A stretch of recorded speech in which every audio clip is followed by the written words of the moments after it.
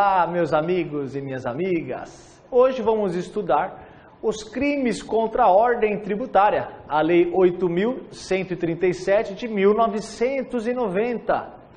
Essa lei é uma lei que todo concurseiro lê pouco, tá bom? É uma lei que a gente não costuma, é aquela lei que quando a gente tem uma lista de legislação penal especial, a gente acaba até pulando. Se você não faz isso, parabéns, você está no caminho certo, porque é uma lei que cai bastante, tanto no âmbito federal, como no âmbito estadual. Nós vamos ver até mesmo aqui, a competência para julgar tais crimes varia.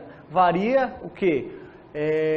Temos de olhar o ente que tem a competência tributária para instituir aquele determinado imposto, tá? Então cai em todo tipo de concurso a Lei 8.137 de 1990, tá bom? Crimes contra a ordem tributária. Então, peço que vocês coloquem aí o tópico, né, dos crimes contra a ordem tributária. A primeira coisa que eu quero falar para vocês é o quê?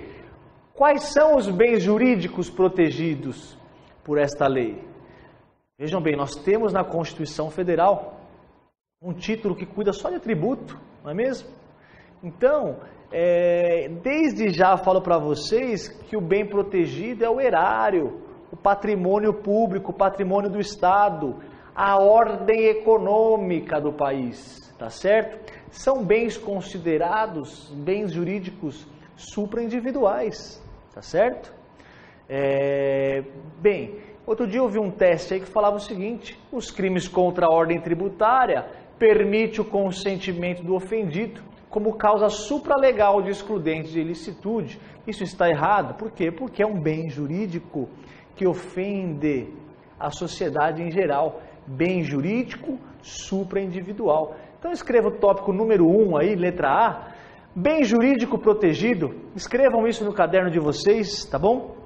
Nos crimes contra a ordem tributária, o bem jurídico protegido é o quê? O erário, o patrimônio do Estado, a ordem tributária, a ordem econômica, tá certo? Pode colocar embaixo, são bens de natureza supraindividual. São bens de natureza supraindividual. Peço que acrescente essa informação que eu disse. Portanto, não pode incidir sobre esses crimes o consentimento do ofendido como causa supralegal de excludente de ilicitude. Mas o Estado pode isentar, né? Pode conceder a remissão, incentivo fiscal, mas jamais o Estado pode conceder o quê? A supressão ou a redução do tributo em relação ao contribuinte. Então escreva essa informação também, tá bom?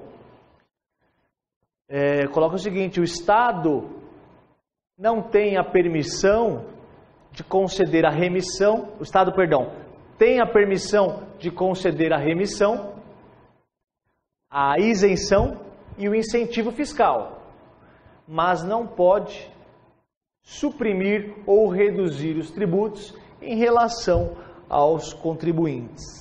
Uma primeira informação importante também, a Lei 8.137 de 90, do artigo 4º ao 6º, ela trata dos crimes contra a ordem econômica. Peço que vocês abram a lei aí, tá? E no artigo 7º, contra os crimes contra as relações de consumo, que muitos se assemelham ao Código de Defesa até do Consumidor ali, tá bom? Primeira coisa, tópico 2, então agora, escreva o seguinte, tópico 2. De quem é a competência para julgar tais delitos? De quem é a competência? Escreva o seguinte aí. A competência variará de acordo com a competência tributária. Você que estuda direito tributário sabe o que é competência tributária, né? A competência para instituir ou majorar tributos, tá certo? Mas no meu concurso não cai direito tributário, mas na maioria deles essa lei está presente no edital, além do direito penal, em legislação penal especial, tá ok? Uma questão muito interessante, que toda a doutrina que nós vamos estudar, ela explica isso. E cai teste prático, vocês têm que saber, tá? Emplacamento de automóvel em outro estado. A pessoa reside num estado e emplaca no outro estado. Por exemplo, eu resido em São Paulo e vou recolher ali meu IPVA, vou declarar lá no estado do Paraná, pois a alíquota do IPVA ali é muito menor. Se cair um teste para vocês desse tipo, uma questão de segunda fase do exame oral, cuidado, tá bom? Comprovada essa situação, é crime contra a ordem tributária que nós vamos ver, tá? Então coloquem observação aí, observação. Em relação ao emplacamento de automóveis,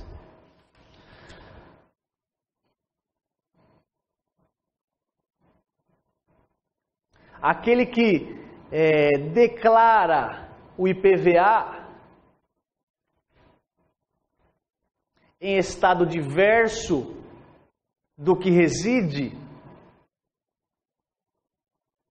comete crime contra a ordem tributária. E aqui, beleza. Conduta tipificada no artigo 1º, inciso 1 da lei estudada por nós neste momento. Vejam bem, pessoal, IPVA é o imposto estatal, não é mesmo? Estatal. De quem que é a competência aqui, federal ou estadual? Opa, estadual. Por isso vocês têm que saber, né? Imposto de renda, por exemplo, competência federal, tá bom? União. Então, qual que é a dificuldade aqui? Saber qual é o estado competente. E nossa jurisprudência já explicou, né? Já se posicionou que o estado é o do local da consumação, artigo 70 do Código de Processo Penal. Artigo 70 do Código de Processo Penal. Então, tomem nota o seguinte. Falei para vocês do artigo 1º, né? Coloquem um exemplo aí. O agente reside em São Paulo, adquire um veículo automotor e o emplaca no Paraná. De quem é a competência? Coloque um ponto de interrogação e vocês vão falar, segundo a jurisprudência, pode deixar aí, do STJ,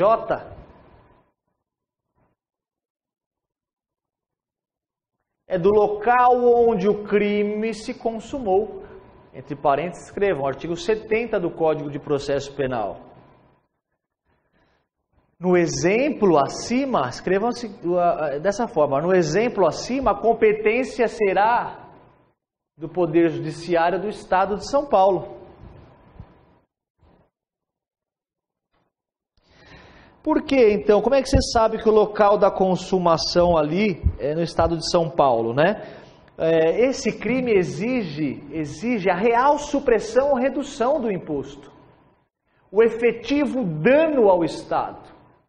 É crime material, o resultado naturalístico ocorreu no Estado de São Paulo. Tá legal? Então escreva aí. Verifica-se que o crime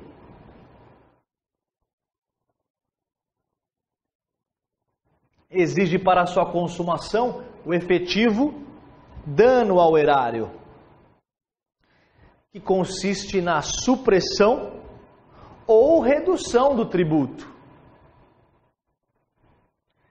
classificando-se como delito material. Vocês lembram, né? Delito material, formal e de mera conduta. O crime material, ele exige um resultado naturalístico.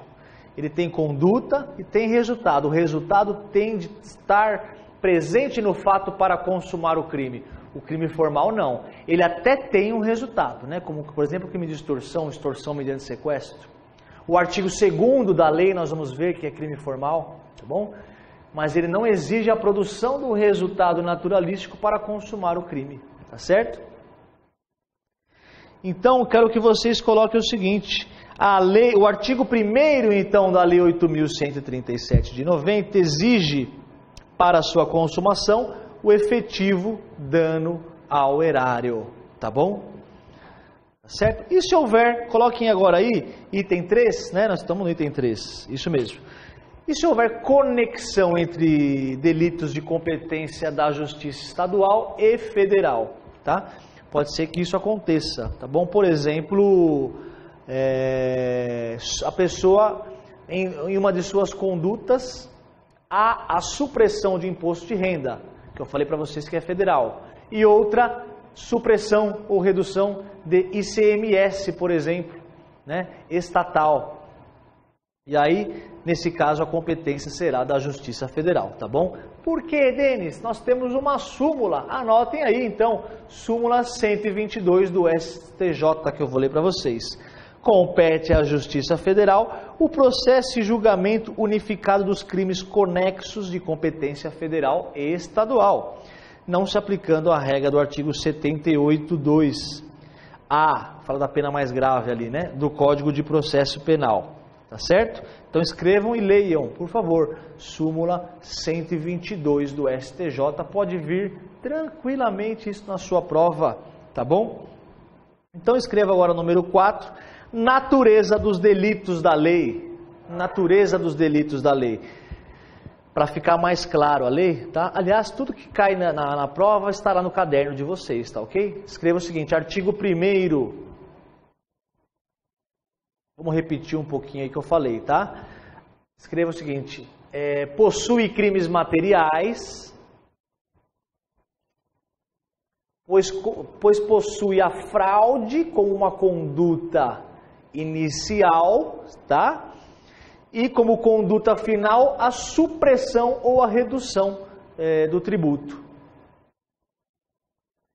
Então, além da conduta fraudulenta, exige a supressão ou redução do imposto, tá bom? Exige o que eu falei para vocês, a modificação no mundo exterior, tá certo? No artigo 2º, peço que vocês coloquem isso, há crimes formais. Por quê? Basta a conduta inicial instrumental, como parte da doutrina chama, basta a conduta instrumental, tá? A fraude, basta a fraude descrita nos incisos. Basta a fraude, nós vamos ver depois, inciso por inciso, tá bom? Não precisa no artigo 2º haver a supressão ou a redução do tributo, tá certo? Outra informação de prova, cai bastante, né? Por isso que eu falo, é muito importante estudar a legislação penal especial com o código na mão. E agora, se eu vou falar um artigo da parte especial do Código Penal, vocês já abram ele, tá? Escreva o seguinte, número 5, então. Crime de falsidade ideológica e crime contra a ordem tributária, ou uso de documento falso, tá certo? Porque nós temos na jurisprudência do STF e do STJ, tá? Que eles entendem o seguinte, aqui vamos aplicar o princípio da consunção. Lembra ali o conflito aparente de normas? Um dos princípios que resolve o conflito aparente de normas é o princípio da consunção. Então escrevam aí, de acordo com a jurisprudência do STF e do STJ, caso o delito de falsidade ou de uso de documento falso tenha sido realizado como meio para consumar o crime contra a ordem tributária, este crime fim absorve o crime meio. Pode escrever isso, que isso já foi objeto de pergunta teste, tá certo? Quem quiser até acrescentar, é o princípio da consunção em sua subespécie de crime progressivo, tá bom? Crime progressivo, vocês vão ter isso aí com o professor Flávio, tá bom? Escreva o seguinte aí, aliás, quem quiser ler tem um informativo 601 do STF, tá legal? E 440 do STJ. Desde já eu coloco para vocês o seguinte, observação, lembrar da súmula vinculante 24, nós vamos falar dela já, mas coloquem aí, lembrar da súmula vinculante 24, não se tipifica crime material contra a ordem tributária, previsto no artigo 1º, inciso 1 a 4, da Lei 837 de 90, antes do lançamento definitivo do tributo, tá certo? Voltando um pouquinho, aquele negócio do endereço falso, né? Endereço falso. A ocorrência de delito contra a ordem tributária, pode colocar isso, vai absorver, então, o crime de falsidade ideológica, tá bom? Por quê? O crime de falso é meio para atingir o crime contra a ordem tributária, tá certo? O que mais de importante que nós temos aqui? Eu falei dos informativos para vocês. Quem quiser ler o informativo, que aprende bastante, informativo 363, que fala da sonegação fiscal também e falsidade ideológica. 363 do STJ, tá? Uma peculiaridade que eu vi, até outro curso aqui eu recebi o e-mail, peço que vocês coloquem, agora estamos no item 6, escrevam assim, denúncia no caso de crime societário.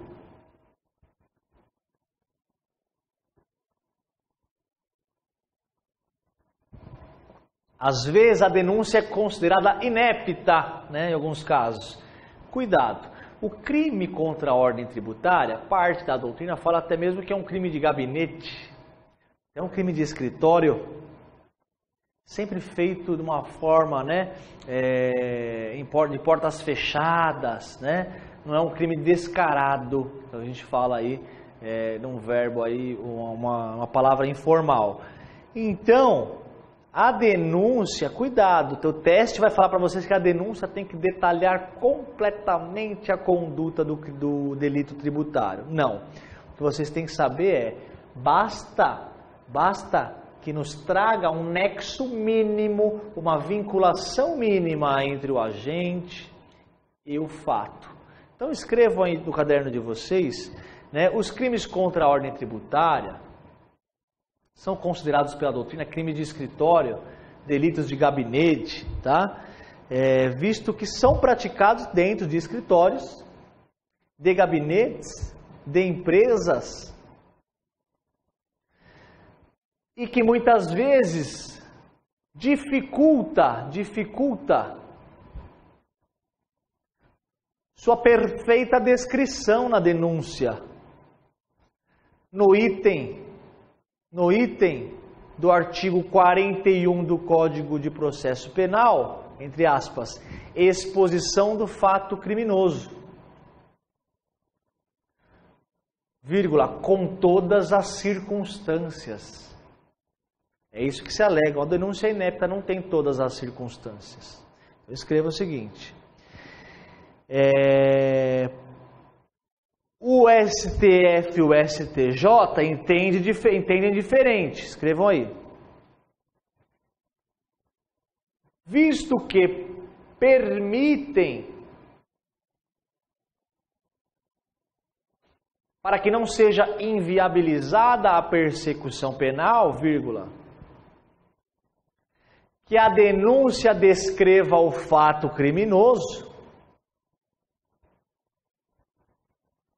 sem individualizar a conduta do agente, com todas as circunstâncias relacionadas ao crime tributário.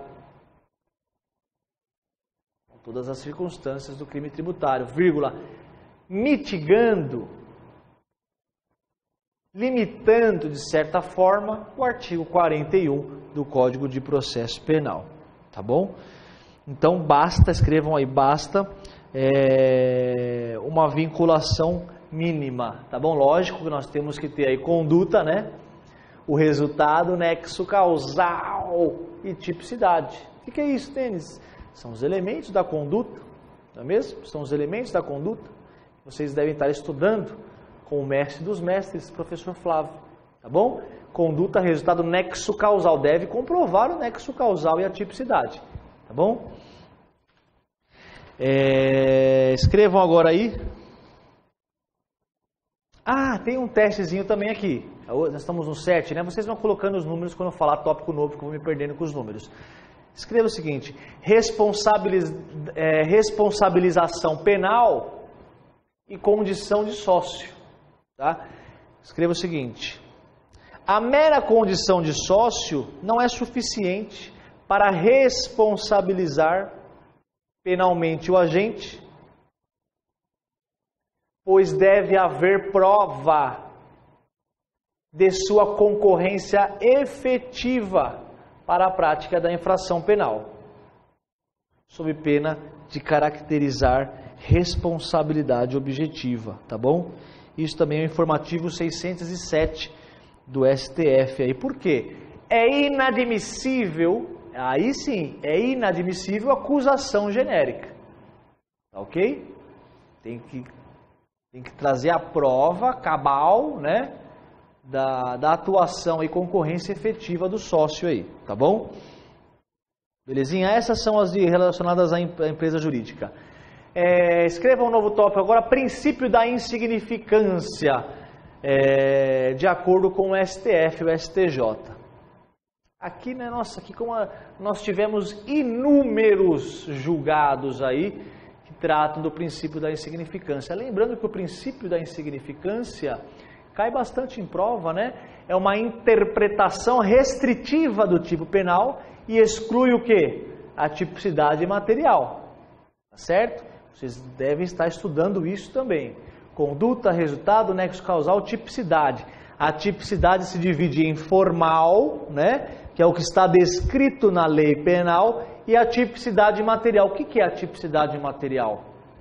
É a lesão ou perigo de lesão ao bem jurídico tutelado. E o princípio da insignificância exclui a tipicidade material, tá bom? Escrevam também, sua natureza jurídica, né? Interpretação restritiva do tipo penal. Dito essa informação, os tribunais superiores, na verdade, tinha uma divergência aí, tá? Mas a linha do STJ é sempre seguir o chefe, né? O STF.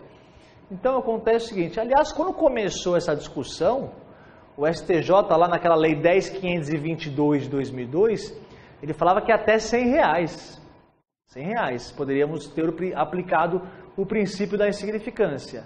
Depois ele foi para o artigo 20 da lei e falou, olha, a gente arquiva execução fiscal aqui até 10 mil, então o direito penal é a última ratio do sistema. Então é possível então aplicar o princípio da insignificância, tá bom? Princípio da fragmentariedade do direito penal, tá bom? Ele vai atuar quando os demais ramos do direito não dão conta. Lembram-se disso, né? Princípio da fragmentariedade, da subsidiariedade, direito penal como última ratio, tá certo? Então até 10 mil. Eu tenho aqui até...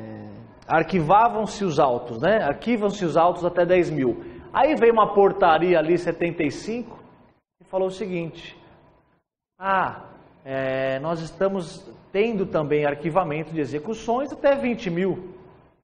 E o STF ficou nos 20 mil e o STJ nos... Hoje, tudo bem aí, Arthur? Beleza? Hoje é pacífico aí que os dois caminham para o 10 mil. Mas tomem nota aí, princípio da significância de acordo com o STF e o STJ, tá bom? No entendimento anterior dos tribunais superiores, escrevam aí. STJ e STF tinham entendimentos diversos. O STJ tinha a jurisprudência pacificada, no sentido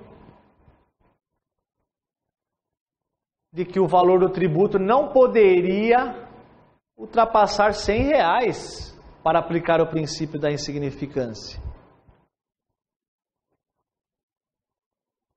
Artigo 18, parágrafo 1º da Lei 10.522 de 2012.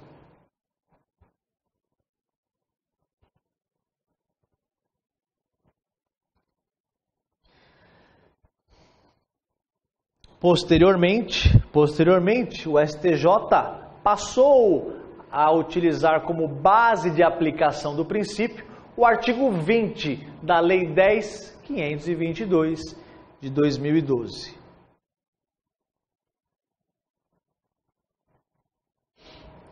O STF, na linha de baixo, tá? O STF entendia que o princípio da insignificância deveria incidir quando o valor do tributo reduzido ou suprimido, né, não ultrapassasse o valor de R$10.000.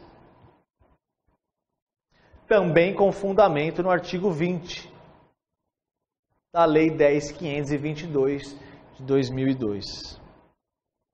Visto que a lei diz que os autos de execução fiscais serão arquivados. O Estado, né, o fisco, não os cobrará. Sendo certo, então, que tal valor é irrelevante.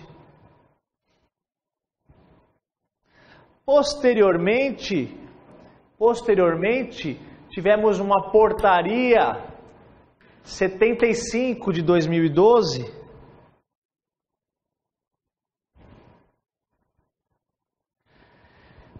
que permitiu o arquivamento de autos de execução no valor até R$20.000.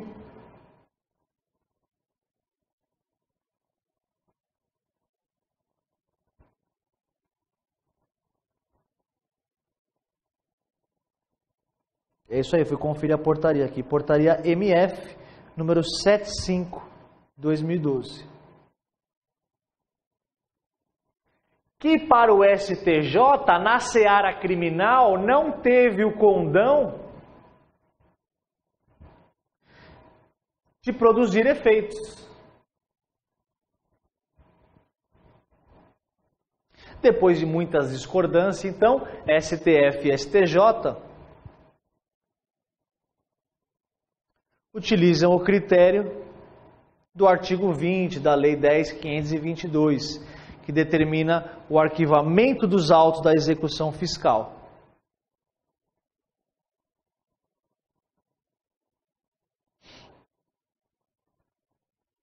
No caso de não ultrapassar R$10.000. Tá legal? Beleza?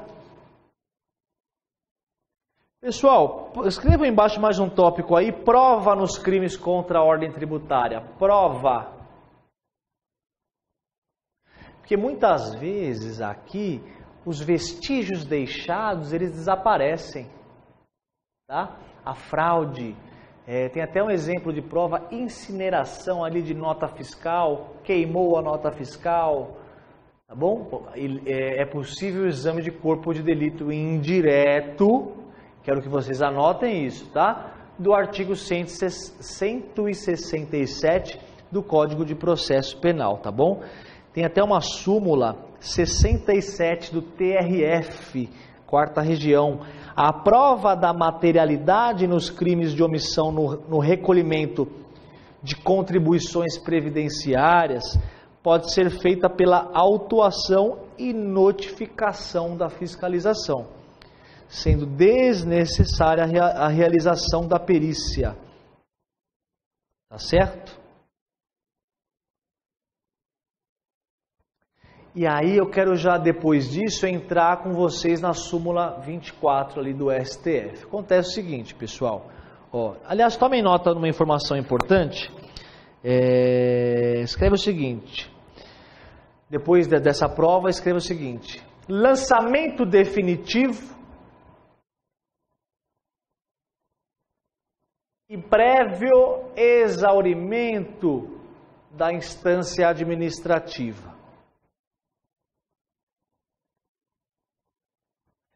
Porque é o seguinte, antes de nós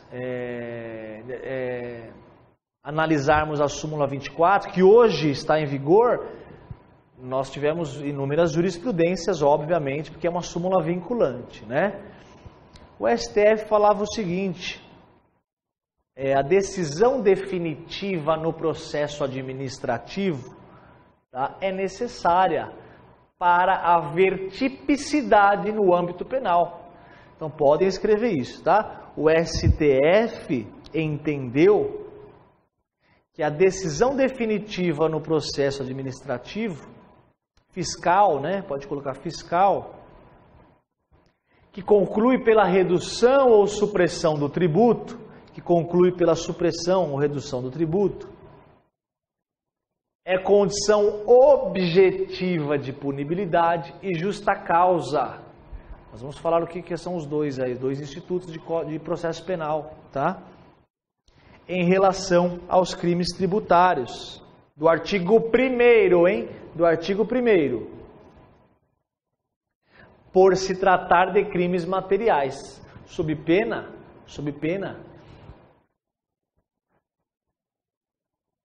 de ocorrer atipicidade da conduta.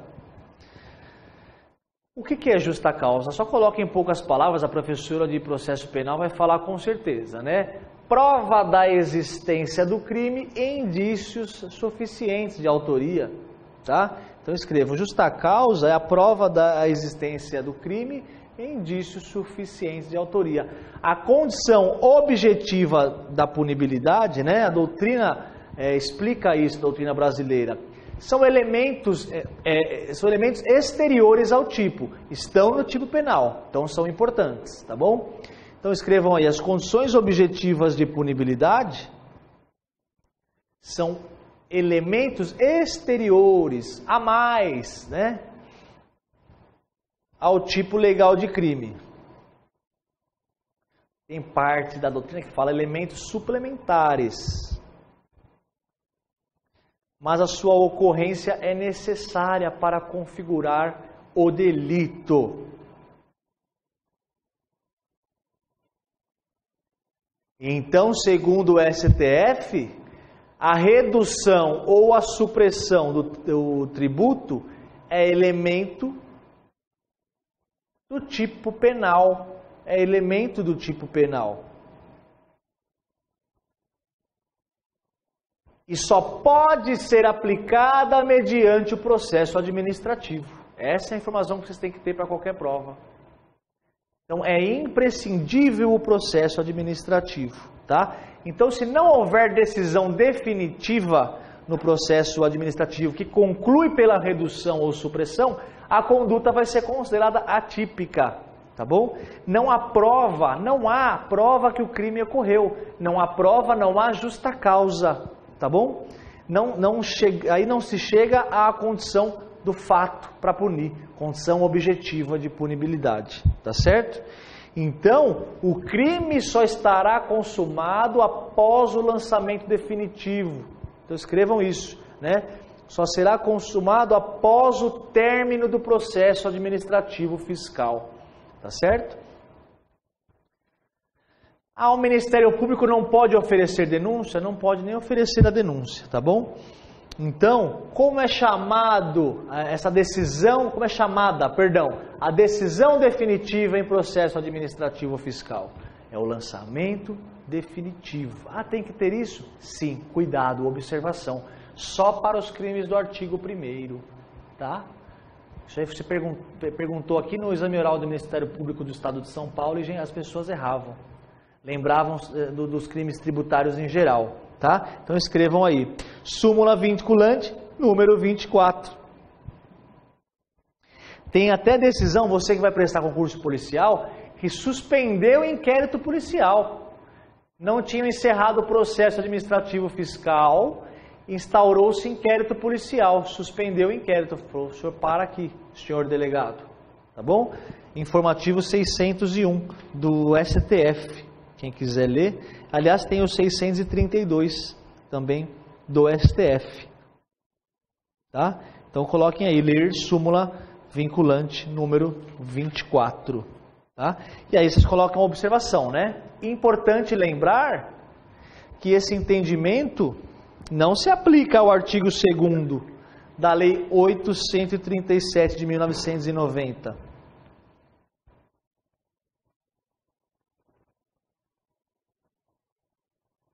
Por quê, Denis?